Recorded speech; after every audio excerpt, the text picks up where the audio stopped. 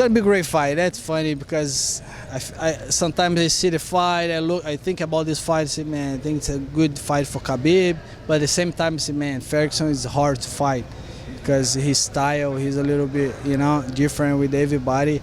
Very excited. It's gonna be a great fight. I think Ferguson have a little advantage because he's a little bit better striker. He's a little bit more creative. He's a little, everybody knows what Khabib doing. But he's doing very well. Everybody knows, but nobody can stop him. But I feel Ferguson have a little bit because he's more creative. You never know who's coming. Both guys super power. I think Khabib's a little bit more power, especially on the ground. He's a little bit stronger. But like I said, something Khabib is better, something Tony Ferguson better. That's make the match very exciting. What is next? Everybody wants to know what's your biggest star, Conor McGregor. What's next on the agenda for him? So Khabib and Tony will fight in Brooklyn, and Conor will probably fight the winner of that fight. Conor's talking now about not wanting to wait that long. I don't know what else makes sense, but who knows with that kid. The reason everybody loves him so much is who knows who he'll say, you know what, I want to fight this guy now. Some other weight class or whatever it might be, but he keeps it fun. Conor McGregor isn't the biggest star in MMA. Conor McGregor is one of the biggest stars ever in combat sports, period. Conor have to start beating some guys who are irrelevant. Like Khabib father said, you have to beat some guys. And it have to make financially sense also. And I'm sure we will. It will. I know some people in Saudi Arabia right now, they met with me. They want to pay $100 million to Khabib to fight Conor in Saudi Arabia. And they want to pay Khabib $100 million to fight Floyd in Saudi Arabia. Really? If this kind of money involved. I think a heavyweight would have a much easier time. I like Daniel. I work with Daniel. I disagree with Daniel. I don't see, I hear him talk about John Jones like that all the time. I didn't see that. I didn't feel like that when I was in there with John Jones. Obviously, I had my own issues, and I think later on I'll write a book and I'll tell the entire story about it, but I don't feel like that. I didn't feel like I was in there with a dude that was unbeatable. And when I hear DC talk sometimes, I get the feeling as if he's talking about someone who's unbeatable, especially a man who was winning the second fight and just got clipped and got put down. I mean, I think all judges had DC up. He was winning every minute of every round up to the point he got kicked. So I always feel really uncomfortable when I hear DC talk like that. One, because I don't see that when I seen him fight in the second time. I seen a guy that was definitely beatable. And I didn't feel like that when I was in there with John Jones. Would some more size absolutely help? For sure. If I was bigger and a couple inches taller and had a few more inches of reach on me, that's easier to do, for sure. Also, if you're a heavyweight and you're a big power striker, you can get away with putting John Jones out without having to be better than him for an entire fight. That's how I look at it. Did you see that I just got hacked? Did you really get hacked? No, I got hacked bad. Is Ali still your manager? Yes. Because let me tell you something. What I thought. I thought Ali did that and said, "Oh, look, you got hacked." But if you let's. When the first look me in the eyes. You definitely got hacked. I would tell you if you got. Ali did Ali lie to you? No, Ali didn't lie to me, because the crazy thing is, we were preparing to go to the fight. They were coming to get us because the fight's already started. The prelims had started, and he was about to start the main card. So we're preparing to go. It was a Saturday, and my phone's just bloop bloop. I'm getting text message. I'm just like, maybe it's just one person wanting to get there. I'm like, damn, because my phone just blows up sometimes.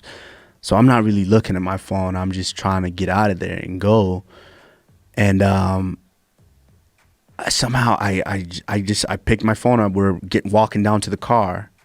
I slide it up, and I have 26 messages. Like, what just happened? So then the top one was what's her name, Paige. Used to work for the UFC. He's like, are you looking at your Twitter right now? I was like, what? What are you talking about? He's like, yeah, that's exactly what I thought. I thought you something's wrong with your Twitter right now. You need to get on there. So I'm like, what? I get on my phone. I try to go into my Twitter. I can't. I'm locked out. So someone had got in and changed the password in the email, so I can't even get into my Twitter.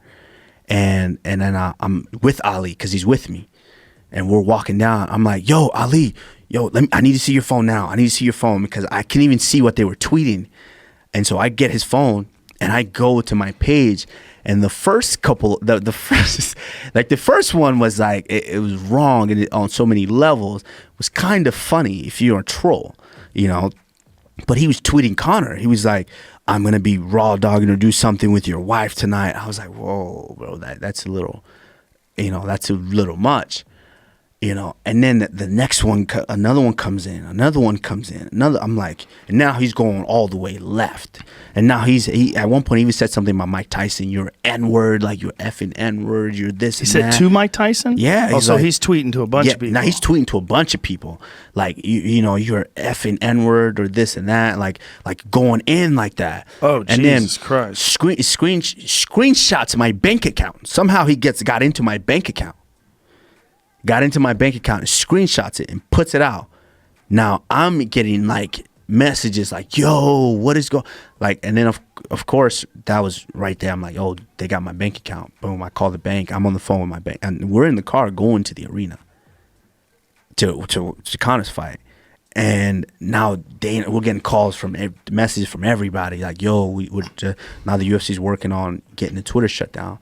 And by the time they called and got the Twitter shut down, he had tweeted my bank, you know, screenshot of my bank accounts. He had, you know, they tweeted, you know, the random people, a lot of disrespectful things. He was like, one tweet, he was like, you know, if I get over 1,000 followers or 1,000 comments or retweets on this, I'm gonna put his pin code out there, or his like internet password, the password for that out there. And I'm like, how because I have my phone, right? Like, how did they get in to my stuff? Now, he have everything. Now, Instagram, they shut down my Instagram right away before he could post anything, you know, because I have a lot more followers on there. And it was just like, I was so, like, just flustered by it all to where I couldn't do anything but smile. Like, I just... Does anybody ever post for you?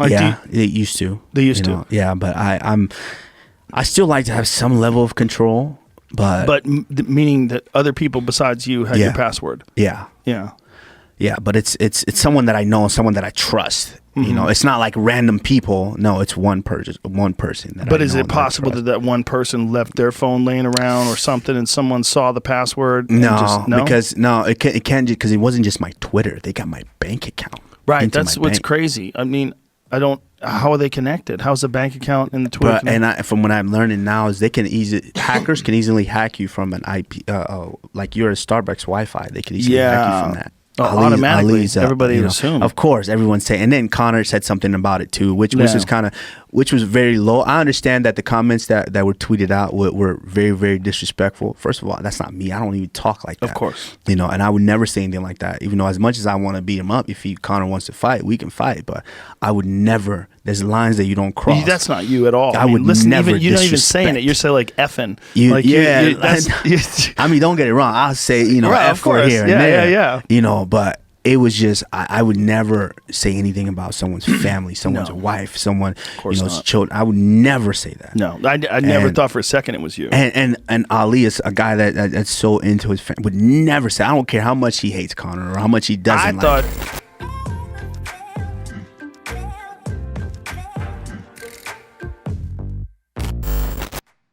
Oh, this guy, he's in love with me, man. I mean, he studied every aspect of my entire life, and he thinks he knows me. That's why I laugh, because he honestly believes he knows me as a man and as a human being, and he has no idea. Like, it's pretty amusing.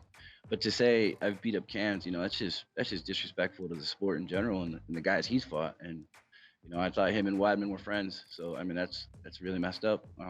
You're gonna go out here and disrespect everybody in a division. That's cool, man. I mean, it's gonna make you, you know, real likable. A lot of guys, you know, your legacy is gonna be, you know, great. I mean, that's why he's not ever gonna be, you know, on the Michael Jordan, Muhammad Ali level. No matter how many wins he gets, no matter how many titles he wins, he can't get out of his own way, man. He's just not a good person.